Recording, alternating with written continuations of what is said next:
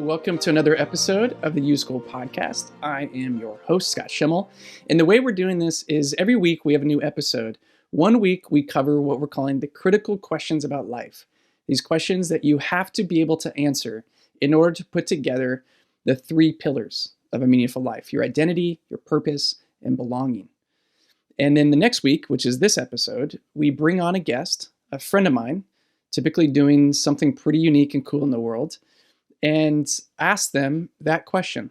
And what we're trying to do is model for you how to do this inner work, how to do the deeper reflective work to get clear about the answer to these important questions. Because every single one of these 30 questions, there's like 10, 12, sometimes 20 or 40 questions underneath that one. And if you can answer the question directly, awesome. But more often than not, what we need to do is look at that question in our lives from different lenses and different angles. And there's something about writing out our thoughts and talking out loud. So what we're going to do in this episode is bring a friend of mine on. I'm going to ask her a series of questions, and what you're going to hear is her process, her answer to this super important critical question. So welcome to this next episode. Here we go into the interview. Okay. Hey, Christina, thank you for being on the YouSchool Podcast. You're, I think, kind of guinea pig number 2 in this new season where we're bringing friends of mine and people doing interesting things in the world to come and have a conversation through these questions, these critical questions about life. And so you're actually the top of the list. I haven't asked. No one else declined when I asked you. That's what I'm trying to say. And this is really the first question that we want to help somebody resolve and have a clear answer to in their life. And it's a big question, but most people don't take it in a really big, serious way. When someone asks you, tell me about yourself, or where are you from, or what school did you go to? Those are all different ways to ask the same thing. It's really, tell me your backstory. Tell me about where you came from so that I can understand who you are and I can place you in a category that makes my life easier. And most of the time, I think we don't really have very productive conversations around where we come from. And we might pick up on cues, and we can so easily misunderstand and misrepresent folks. So it's interesting because I met you, I think 2015, 7 years ago. 2014. Thank you. Yeah. 8 years. That's really significant. We go back. I met you when you moved to San Diego. Yes. And it's almost like, I know you post-move. I know a little bit about where you come from. I know Chicago. I know Army. We're going to talk about that. But I don't know much, to be honest. And this is when I was thinking about having this conversation, I was mostly interested to get to know you better. And this is kind of a easy way to do that. So I'm going to stop talking. What I want to kind of start with, when we think about our backstory, we found that it's helpful to look at your past through different lenses. And one lens would be the foundations of your past. And the foundations are the fixed points. It's the stuff that you can't change. It's just the facts. It's probably what would go on your Wikipedia page when you get to be that significant and have a Wikipedia page, which I think you deserve one. It's like the hometown and neighborhood and school you went to. It's not what people thought about you. It's not the expressions of your artistic, all that stuff. It's just the facts. So looking backwards, what are the key parts of your foundation that have shaped your life? Yeah, it's a wonderful question, and one that I wasn't confident answering until I did a little bit of inner work and really started to re-identify with where I come from. Biggest foundation is that I am a first-generation American. My mother immigrated to the U.S. from Mexico. And while that is a story that many of us have in common, the way that it shaped my life is that it made me ever grateful for her sacrifice to get here. And you met me in 2014 when I left home from Chicago. Everything I knew, every neighborhood I was familiar with. And it connects me to my mother in really understanding what that was like to start all over somewhere, and how painful it must have been for her to leave what is comfortable and familiar because she was pulled towards something else. And so sometimes moms and daughters have a hard time, and I think by identifying with that part of my background, I feel bonded to her. So that Huh. would be one of the first things that are important to my background. And then secondly, I'm a latchkey kid. So I grew up in the Mm, 80s. I was a 7-year-old with a set of keys, and I let myself into the house. Both of my parents worked. And I knew how to be self sufficient. I knew how to, feed myself. And I knew I had a duty. I knew it was on me to make sure that I cleaned up and that the mm, house was in order by the time my parents came home so that it was easier on them to be present. mm, So I think that carried into my life and certainly into adulthood where I feel duty in every environment I'm in. I'm wondering, how do I make this better? So when people come home or people enter that world, it feels calm, it feels orderly. yeah, So that is definitely something that I carry, into my present and will hopefully never let go of. And yeah. then third, I think watching my parents be workaholics, both Mm, my mother and my father, um, early in my childhood, they were running a mom and pop grocery store and mm, were trying very hard to create legacy. And my father was up and at 'em by 5 o'clock in the morning, and sometimes I didn't see him until 10 o'clock at night because he was truly trying to run a business, be his mm, own boss, and provide for his family. And so, what I knew about identity growing up is that you had to work, literally work, to earn identity. And so, mm, while that gave me like some pretty good work ethic, I also look at the basement of that value is that sometimes I really have to make an effort to be present, to enjoy the view, to like right. enjoy what I've Yeah, accomplished. So, yeah. but I always look back on those days, and in the summers I would go with my dad to the store, and I remember I would help, restock the potato chips and help at the register, and I used to bag the groceries, and I'm so grateful that I knew what Mm, work meant when I was seven yeah. years old because there's honor in it, and so in that way I honor my parents. You're one of the quickest, sharpest minds that I know, Ha! particularly when it comes to being funny, Thank which you. I deeply appreciate. You're one of the most loyal friends I have, incredibly strong, Thank you. resilient. You're very deliberate in everything you do.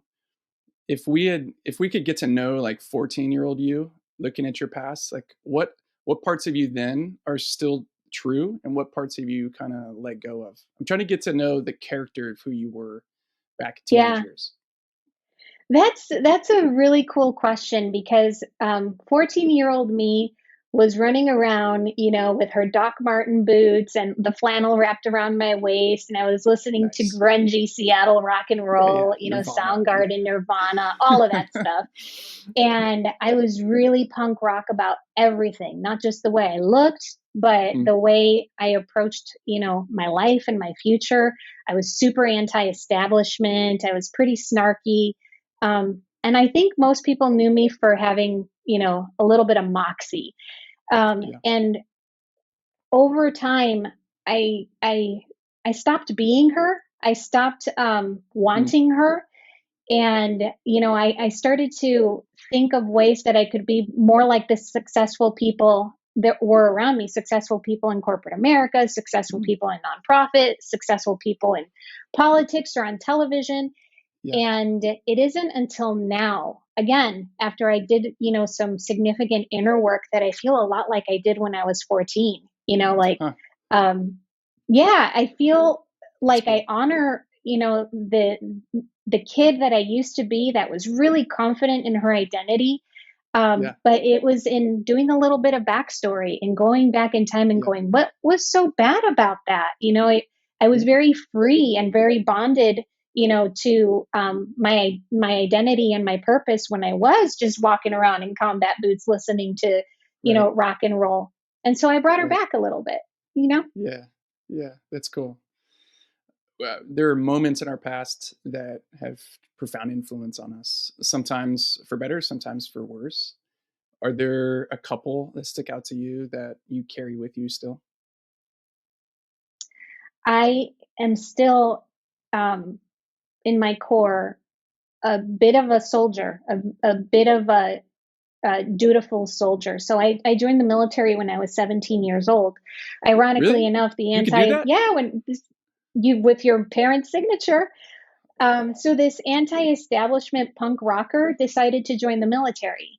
And I know I don't get it either, but I learned so much about being a soldier and putting the needs of others ahead of your own. And Mm, those Army values are still with me in so many ways. And I realize now that it's okay to be a little bit of both. And sometimes your duty is to challenge mm, things to be better than they already are. So, the punk rocker that wanted things to be better, joined the yeah. military. And I realized that systems can Mm, improve. And sometimes it just takes somebody to look at things differently to allow that space to change. yeah.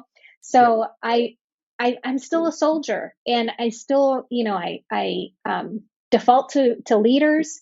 As a Mm. leader of leaders, I feel like I've grown confidently into that role. But there's rarely a day when I don't hearken back to those Army values in some way. Hmm. Is there another one that comes to mind?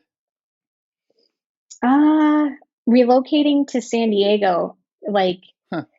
in 2014, that is still, a moment that shows up in my life. So I relocated from Chicago to San Diego because I was suddenly unencumbered, single, um, courageous, adventurous, and Yeah. aware that I can't bounce around like I did in my 20s trying to figure things out. And if I'm going to Yeah. live big now. So I packed my car. I put Hmm. Sasha, my little mini schnauzer, in her booster seat, and I drove 3 days to San Diego. And I often tell that story because sometimes people feel really daunted and terrified by their circumstances. And I think sometimes you just got to burn some calories towards change. And Hmm. you get better, and life gets better when you start making those movements towards new possibilities. And of Yeah. course, there are times when it doesn't work out, but when it does, you'll realize that the effort was so worth it. And I'm Yeah. like, my short term plan of 2 years in San Diego has turned into my Yeah. life, my long term plan. I'm rooted. And while I'm still not sure if I'm like officially a Californian in spite of what my driver's license says, I feel home, and Mm. it took me a journey to get here. You mentioned your parents' work ethic. You talked about how the culture of the Army continues to shape you. I'm curious, when we look at our past, the kind of fourth lens that we look at, we call them frames. It's in many ways, it's the way we were taught to see things, see what a good family does, what a good friend is all about, what a neighbor does, how you handle work or money or time. Like, so when you look back, has there been maybe one that you were handed down, you inherited, but you decided to shift and change now that you're an adult? Yeah. I grew up understanding love is something that is expressed by a father who provides. Hmm. So, my father, being the workaholic, thought that showing us affection was putting food on the table Yeah. and keeping a roof over our head. And I think those things are important and valuable. I don't want my children to worry about finances or hear us talking Right. about money with fear. I do want my children to see me affectionate, to see me um, available to them and Hmm. capable of stopping what I'm doing and Hmm. embracing them and bringing them in for big hugs. And Hmm. while my father is amazing, like you may have heard, my dad is a man of few words, but he is Yeah. probably one of the coolest people to be around. He taught Yeah. me that it's okay to provide and be really present and available and affectionate. Hmm. So I sometimes can get really drawn into my work, and I have to remind myself that, especially during the pandemic, there's a kid on the other side of that wall, and I need to go hug Yeah. him. You know. Mm. Yeah. Yeah. Yeah. That's cool. Well, you're very on brand today. Would you share your role, what you're doing now professionally, and maybe a little bit Yeah. how you got there, and how some of this work we're talking about even today informs what you do. Yeah, I'm on brand all the time because I work for Levi Strauss and Company. So Levi's, behind me, I have photographs of when our brand has showed up in these like notable moments in history, and a little bit of Elvis over in this corner, and how um, iconic this company, this 169-year company is in pop culture history. And I lead programs and operations for diversity, equity, and inclusion. While this company has always had a presence and a strong heritage of doing what's right and believing in profit and principle, it wasn't until this social uprising in 2020 that we realized we needed to play a more intentional role in making our workplace more equitable for people. So in my role, I make sure that we have meaningful programs, meaningful and functional systems, pathways of opportunity for people from all walks of life, but especially for people that need us to remove some of the invisible barriers that stand in their way. Yeah. And how does story and backstory play into what you do? Oh my goodness, in everything we do. First and foremost is in helping people understand that we have a long and proven heritage of always being this way. And if we forget our founder story and the leaders that have come since him, then it's going to be easy to assume that the reason this work exists is because of a moment in time. But it's not this moment in time. It's this long history of always getting involved and in deliberately showing up in the community when we needed to behave like a good corporate citizen. And so we always go back to our history. When we start talking about, let's do this new thing, we actually go to our historian to see what our history in this area has already been. So it's really cool to be able to honor our past by creating work that continues that legacy. Yeah. This is kind of my last question to wrap up. You've talked a few times about the inner work, doing the inner work. I'm curious because now there was no prep for this. And the questions I threw at you responded with clarity and confidence. And so someone could look at you and think, man, she's clear, she's confident. I'm curious, I guess, your perspective on the inner work. Has that always been something you valued? Is it part of your personality? Or what in general have you learned about that kind of introspective thinking about your past, unpacking some things? What do you think about that?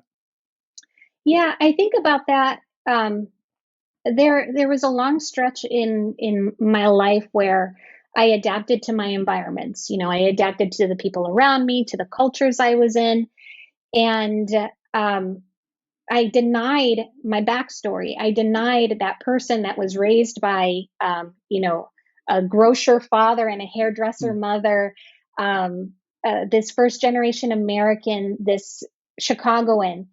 And I guess the best way I can describe it is this is for the Ted Lasso fans out there.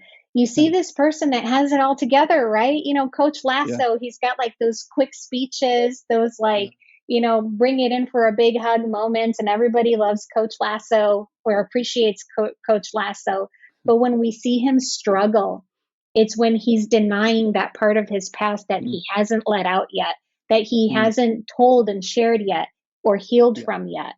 And so I started to realize when I became a mother that really being comfortable in sharing that part of my past and recovering from it, whether it was difficult times as a teenager, hard times as a soldier, or adulting that just got really effing hard, when you hold that in so much, that's when you struggle. And we watched Coach Lasso release himself from the limitations that hold him back as a leader when he starts to honor his story. And I feel like I've gotten better at that over time, but really it's because I want to be a really great parent and a really great leader. And I don't think I can be fully authentic in either way until I go back in time and understand how I got here. Yeah, that's awesome. I forget what they called it in the show. You remember the guys that get together, the coaches that get together, is the dog pack? Is that what they call it? Yeah. The wolf pack. Okay. The wolf pack. Wolf pack. Okay. All right. So that was my very awkward way to say thanks for being a part of my wolf pack and your Oh, years of friendship it's and being on been an this. honor. It's been really fun. It's been Thanks, an Christina. honor.